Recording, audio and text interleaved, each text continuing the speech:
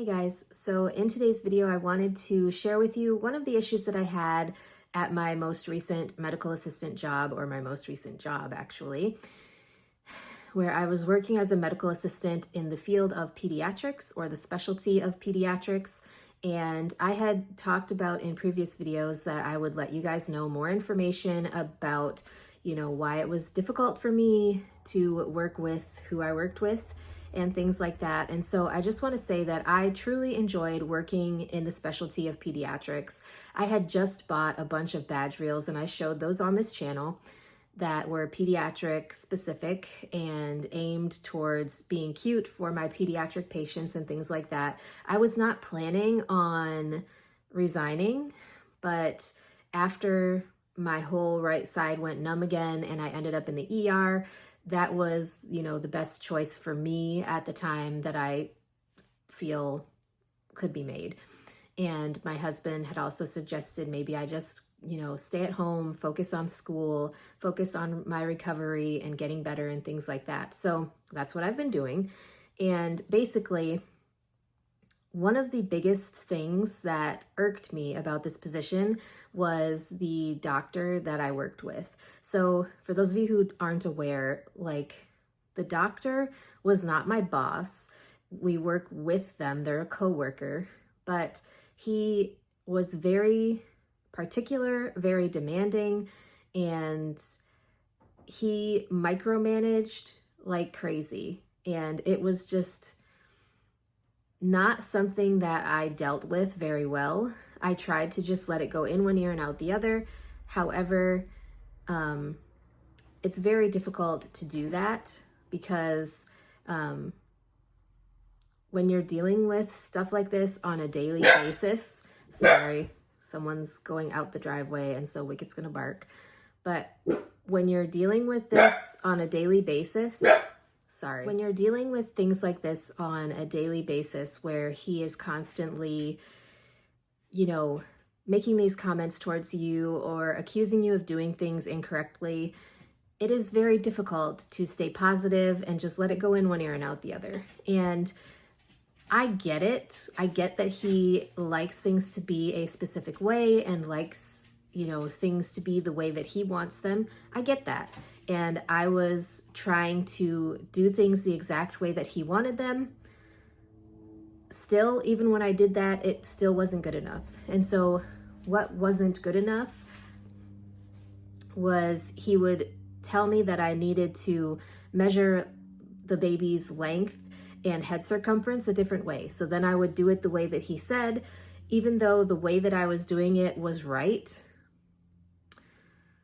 and the way that I was trained to do it, he would tell me that I needed to do it a different way. So then I would do it a different way, and then he wanted me to do it a different way. And so I would continue to try to adjust to how he wanted me to do it. And every single time it either wasn't good enough or it was wrong and I needed to do it a different way. So I would continue to do things the way that he wanted me to do them.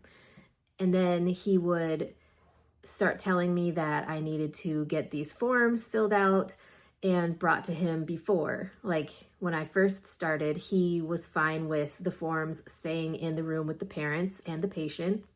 But then it started to be, well, I need to see these forms before I go in with them. So I need you to bring them to me beforehand. And didn't anybody tell you this? And blah, blah, blah. And so I would start asking the parents if they had filled it out, and I would bring them into him. If the parent hadn't filled them out, then I would have them fill the form out, and I would let him know that the parents are still filling the form out in the room, and so I left it in the room. Well, then he would say, well, I need to see it before I go in the room. So then I would have to go in there in the middle of the parent filling out the form and say, are you done filling out the form? I will bring it to the doctor. And it was just very stressful because I was constantly on edge because I was trying to do things the way that he wanted me to do them, the way that I was trained to do them, the way that I know how to do them. And it's like it just wasn't good enough and nothing was ever good enough. And I am someone who can be very hard on myself, as I've talked to you guys about in multiple previous videos. If you've watched any videos on my channel in the past, I was really beating myself up on a pretty much daily basis because I felt like I couldn't, like nothing I did was good enough or would ever be good enough for this provider. And I was trying my best. I was trying to do everything I possibly could to get the right weight, get the right height, get the right, the lengths and all those things. And like, even with some of the other, like the older kids, then he would say that like I would measure it in centimeters because we had a measuring, like a height board that measured in inches and centimeters. And it was easiest to measure in centimeters because once I put it into the computer, then it would just automatically update with feet and inches. And after I did that a few times, then he told me, I want you to do it in centimeters. Well, with the centimeters, it was a little bit harder if they were in between because the board didn't have like the same number of, little spaces or notches to tell exactly how the centimeters or the inches were, when he told me he wanted the inches instead of the centimeters. So the inches would be a little bit different and it was easier to read the centimeter side. And I've always been told, like with pediatrics, you use the centimeters. I don't know if that's correct or not, but when I was being trained, that's how I was trained. And so I then tried to switch over to inches, and that wasn't good enough because then he would bring them back and he would remeasure their heights and he would say, well, she did it wrong. And he made me feel and look stupid in front of the parents and the patients, because it would be like older kids. He would have them go back out and redo their heights. And he would say, well, she did it wrong, so I need to do it the right way. And it was so embarrassing because, I would be measuring at least twice to make sure that I got the right height. And then, he would go back and say that I did it wrong. And it just makes you look like you don't know what the hell you're doing. And it makes you look like you're incapable or you're incompetent. And so that's not something that I would ever want anybody to feel, especially as a certified person who has been doing this work for years. It just makes you feel like an idiot. And so I think that was when I started to really consider not working with him anymore, because like making me feel incompetent isn't fair, especially when I'm doing everything that you're telling me to do the way that you're telling me to do it.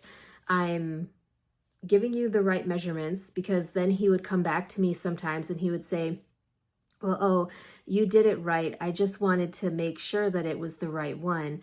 And that's why I remeasured them.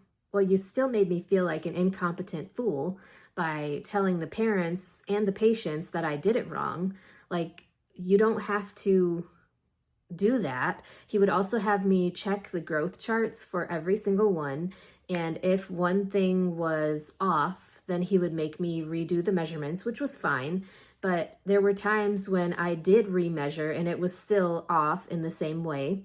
And then he would tell me that it was wrong because it was off.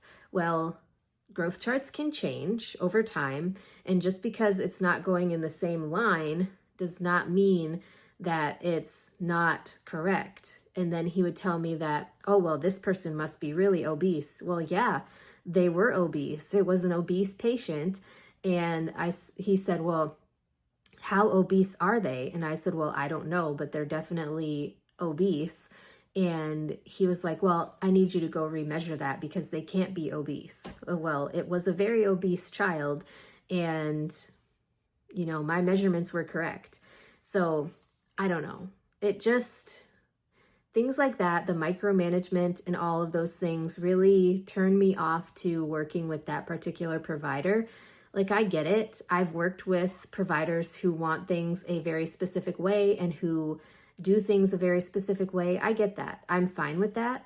But don't tell me to do it one way and then tell me to do it a different way and then tell me to do it a different way and then go and tell the patients and their parents that I'm not doing it correctly and, it was wrong and I didn't do it right. And so we have to do it again. Don't make me look like an incompetent fool in front of patients and their parents, because that's not fair, it's not right, and it's not nice. So anyways, that is basically what happened with that provider. I was not fired. I chose to leave due to the health issues and the health concerns. So it's not like I was fired. I chose to leave again.